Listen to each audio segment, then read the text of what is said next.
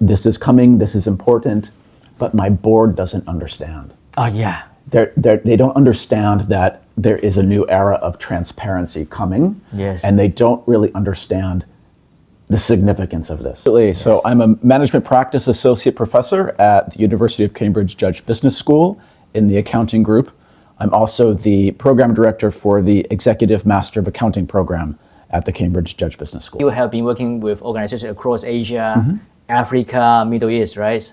What are the trends that you have observed in these areas in terms of regulation and their developments? That's a good question. Yeah. So the global landscape regarding regulation of sustainability reporting has been changing so quickly. Yes. And from the accounting side, we're not used to that, Morris. Accounting standards don't change very quickly. Yes. It takes years and years. It takes time. We have, for example, with IFRS 17 now, that took 20 years. Yes. But sustainability reporting has developed very quickly. Yes. And globally, it's been, there have been sometimes uncertain signals about the path of development. Yes. Sort of starting down a path and then backing down the path, for example, in the EU. I think that for companies in Asia, ISSB standards are likely going to be sort of the most significant set of standards that companies are paying attention to and trying to implement now. Yes. But for companies that might be, let's say, Asian headquartered companies with a large EU subsidiary, they still might need to be aware of what's going on in the EU. Yes. Or for an Asian subsidiary of an EU parent, would still need to be aware of. So there's sort of, the direction of travel, I think, is relatively clear for most Asian companies. We're looking to ISSB adoption. Yes. But they'll still need to keep an eye on the changing landscape globally. Because the regulation has been changing so rapidly, it is actually a huge challenge for most organizations, even for those listed companies, to adapt to the changes and also adopt those changes. How well are they in the process, in this journey? That's a very good question. Yeah. It's a struggle for large companies and a struggle for smaller companies, and those somewhat different. And I think that's part of why we're seeing some countries give a bit of relief on the timeline for SMEs to adopt reporting requirements. I just came from Singapore, and that's recently been announced for smaller companies in Singapore, to give them just a little bit more time, because this is new for everyone. And we're still developing best practices. I think of it as building the airplane while we're flying it. Right? Yes. So it's going to take some time to hash out some of these things, right? So that SMEs can take advantage of it at a low cost. There are significant challenges around data availability. Yes. Significant estimation. For example, how do I estimate my scope 3? That's a challenge for any company, for large companies and for small companies. Right. From time to time, we heard about some scandals. Yes. In the accounting industry, in some big companies, right? Greenwashing, things like that, right? It's all because they just got so limited time to get things right. Of course, for some organizations, they may just want to take a shortcut, right? Well, how do you think about this? How do you see this actually? The accounting frauds. That's an excellent question, Morris. So you're absolutely right. And on the financial reporting side, that we understand, right, from the accounting background, we have companies releasing financial statements, but we know that executives have incentive to manipulate that data, right? And an opportunity to do so. Yes. And when those two things are present, then we need to have trust enhancers, like audit committees, like auditors, audit regulation, regulatory enforcement that can levy penalties, maybe private litigation, all of these things that bring discipline and trust into the disclosure ecosystem. Yes. Until those are present in the sustainability reporting ecosystem, then I think the information released is ultimately, it may be correct, it may be true, right? Yes. It may be a company is doing lots of great things on sustainability and climate resilience, etc., and they're disclosing those things, but until the entire ecosystem develops, it's difficult to say how much I trust that report, that sustainability report. Indeed. This is also related to the infrastructures, tools, framework, right? Yes. And how much money spent in building up those infrastructure and tools, right? And I think maybe one of the biggest one is learning. Yeah. Right? Because accountants understand reporting. Yeah. Right? And they understand assurance, they understand data. Do they understand climate change? Do they understand physical risk and transition risk from climate change? Maybe not. Yeah. But it's so important for that kind of learning to take place around the organization. Yeah. And I think I do see a lot of companies that are, through this learning process, their eyes are being opened to more sustainable options that aren't necessarily more costly. Yeah, true. And after all, the reason why I asked this question is I do believe most organizations will spend money to do this right, because it's related to the long-term resilience of this company. For listed organizations in particular, because one of their stakeholders are the investors. Yes. They want to make the investors happy. They want to meet the expectation of their investors.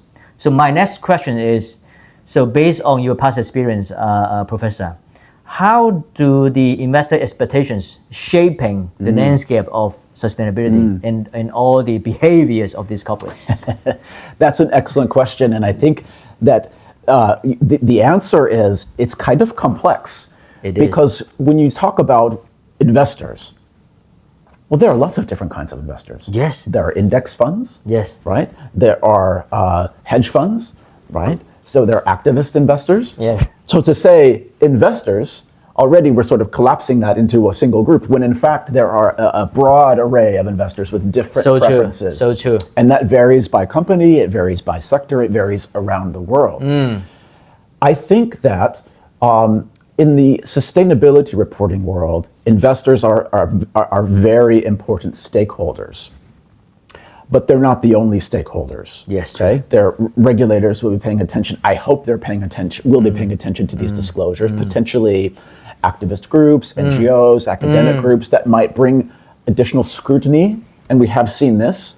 You know, for example, when companies publish their climate reporting, environmental groups may take a particular interest in these reports and scrutinize them from that perspective. So I think it's important that, yes, companies try to understand the array of investors that they're dealing with and what their expectations are to the extent that they can, right? Sometimes investors give mixed signals as well, so that's not always easy. Yes.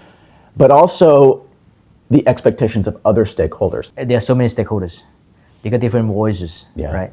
And another actually important stakeholder is asset managers. Okay, so a friend of mine told me that, Morris, you know what? ESG is no longer so frequently used because of the political sensitivity in US, right? And because also because of the anti-ESG activities from some asset managers. So that's why nowadays we use sustainability more often to replace ESG, right? So that's another area that the company needs to manage, right? And talking about the the management of these stakeholders, financial leaders, executives in corporations play a very significant role, right? But as what you just said, not everyone understands clearly of what sustainability is all about. What are the challenges that you have seen in some organizations coming from those financial executives or leaders saying, okay, Professor, actually, I don't really know how to manage this. Can you show me some clues? Did you have that experience? Absolutely, absolutely. So I'll give you an example. So probably the area of sustainability reporting that's the most well-developed and has been adopted by the most companies is climate reporting. And climate is just one piece of the sustainability reporting world, right? But it is, in my opinion, the most developed. And so, you know, when companies sort of get started on this effort, I've seen some challenges. Like, for example, the finance team will say to me, this is coming, this is important, but my board doesn't understand. Oh, yeah. They don't understand that there is a new era of transparency coming. Yes. And they don't really understand the significance of this. Yes. And so boards need to understand climate. Because if it's going to be on the agenda at the board meeting, they need to understand. They don't need to be a climate scientist. Yes. But if you want your business to be around in 2030 or 2040 and 2050, you need to take some steps today to assess resilience to different climate scenarios, prepare for those scenarios, and make some disclosures about those scenarios. So that's sort of a big picture challenge, right? Is the buy-in from the top, the learning around the organization. Another challenge is sort of who owns this sustainability reporting stuff, right? Because, like I said, accountants get data and finance gets data and assurance and they understand that. Sustainability gets sustainability stuff, right? But when we're talking about things like climate scenario analysis, that's an enterprise-wide Yes. Because you have to assess the entire value chain for Yes, resilience, right? yes. So getting the right people in the room, having the right person accountable, right, can be a challenge. Yeah. How do you see the future trend in next 3 to 5 years? Yeah. The Yeah. landscape in the Asia or UK. That's a great question. And Yeah. when you said we need more time, that's really interesting because Yes. I was delivering a session to a group of environmental professionals some time ago, and they weren't business people or finance people. They were scientists, environmental scientists who were working mostly in environmental NGOs. And we were talking about the development of the sustainability reporting ecosystem. I was talking about how it's going to take years to develop these standards and assurance. And they said, years?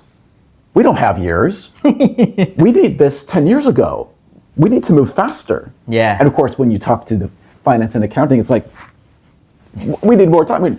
So there's a tension here, Yes, right? Because we do need to take action on climate. Yes. So predictions are difficult. And if you asked me 3 years ago what would happen, I probably wouldn't have predicted what we've seen today, right? So things definitely change. So I do think that there is steady progress towards developing particularly the climate reporting ecosystem. Yes. Okay. Yes. I think that will happen globally for the most part, with the exception of the U.S. But I think that will continue. As far as broader sustainability reporting beyond climate into things like nature and human capital, I think that will develop as well a little more slowly. But in the next 3 to 5 years, I think that we will see better data. We'll see best practices being developed in the climate space. Yes. We'll see lots more companies disclosing their scope 1, scope 2, scope 3, etc., with some level of assurance depending on the country. Yes. And hopefully putting some serious thought into their transition plan to net zero, taking action on that transition plan, and being held accountable for those actions. That's what I hope happens. I mean, agree. Can't agree more. Yeah. And personally, I think to make this progress faster, another key factor is those corporate owners or senior executives, they got to realize the long-term benefits they're going to realize from being sustainable. You know, for all of us, it's a good idea to remember that getting started, taking incremental progress is the important thing right now. Agree. I mean, like it or not, right? We all know that sustainability or ESG related financial reporting is going to reshape the entire financial accounting, not just financial accounting, I mean, it's the entire corporate world, right? I mean, thank you so much again for Professor your time today. I mean, on this topic, we can just keep talking for ages.